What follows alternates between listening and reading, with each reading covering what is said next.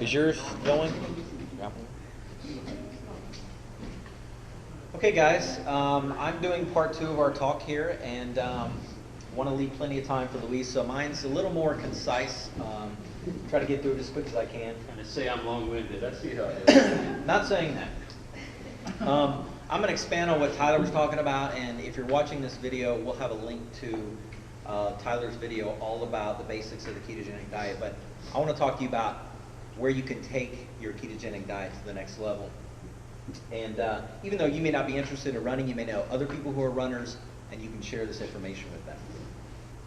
So I want to talk to you about becoming bonk-proof, becoming a fat-adapted athlete, or keto-adapted, as some people say. So some of the things we're going to cover: what is bonking and how it can be prevented. I'll tell you guys a little bit about my story, where I started and how I got into this and became a fat-adapted runner. Some of the initial limitations of the adaptation process and what to expect. We'll talk about how to fuel during a race and before a race, what to eat.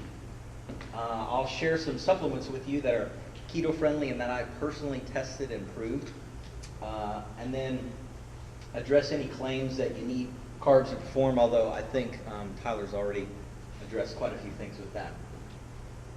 The first thing that we have to understand is that we all have 2 fuel tanks. And I first learned about this because I ran across a YouTube video of 2 guys running together in the middle of an ultra marathon. And the one guy was sharing with the other guy how he was using body fat for fuel.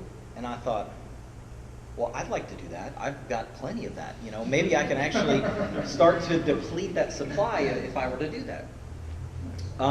And he was talking about what I later went on to read in Finney and Volek's book, The Art and Science of Low Carbohydrate Performance. We have two fuel tanks. We have a glycogen fuel tank that you can store on average 1,600 to 2,000 calories at any given time. Although even a lean person like Luis has at least 40,000 calories of energy available in their fat tank, even at 8 or 9% body fat. The problem is, unless you're adapted, you can't access this. Even though you may run through your glycogen store and it's running on empty and you have all this, you can't tap into it if you haven't gone through a fat adaptation process. But once you do, you have access to a larger fuel tank. Now, if you were going to go and run 26 plus miles, which tank would you rather have access to? That. Me personally, I'd rather have access to this one. Now, because we have such limited stores, which in my opinion, since everybody says carbohydrates are the preferred fuel source, why do we have so many stores available of this and so little of that? And that's the reason you see runners constantly chugging goos and Gatorades and lots of sugary substances so they can keep this tank depleted. And they're basically trying to stay ahead of the inevitable bonk. And we'll talk about what that is. So the bonk. The bonk is when glycogen stores are depleted. And basically, different functions of your body are vying for what little is left. And your body shuts down. I experienced this running a marathon. My wife and I trained for the Savannah Marathon. And I was following a high-carb diet. And about mile 14, I had ran too hard, and the bottom fell out. And I could only walk barely. Luckily, I pounded some sugar and so forth, just like we typically do, and I got a little energy and was able to finish the race. I didn't ever want to have that happen again. It was a terrible experience. And once I found out about this, I thought, well, that's what I want to be. I want to be bonk-proof. And I found out there was a way that you could run without running, and runners call it hitting the wall, that I could run without hitting the wall by tapping into fat stores. We have a lot of runners and a lot of athletes who find themselves pre-diabetic. You know, Sammy Inikin, who was in Serial Killers 2, found himself with pre-diabetic symptoms. So here he is, an Ironman triathlete, and he's pre-diabetic. How's that happen? The guy's in the best shape of his life, doing incredible athletic feats, because the amount of sugar that he's taking is not good for you. So a lot of athletes are starting to discover that there's another alternative out there. The good news is you can train your body to burn fuel from fat by simply changing your diet. Exactly what Tyler was talking about. Let me give you another example. So here we have a gas trucker pulled over on the side of the road, broke down by the side of the road, okay? Imagine if this tanker ran out of gas. Sounds kind of ridiculous, right? How could a big tanker run out of gas? It's got all this gas in the back, right? But it's not running off this, is it? It's running off a little tank up front, right? And the reason it runs out of gas is it can't get the gas from here up there, right? So by going through a fat adaptation process, that's what we're doing. It's kind of like hooking up a hose.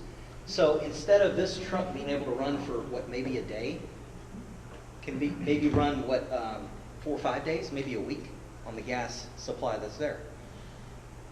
So that's essentially what we're talking about by switching from carbs to running on fat.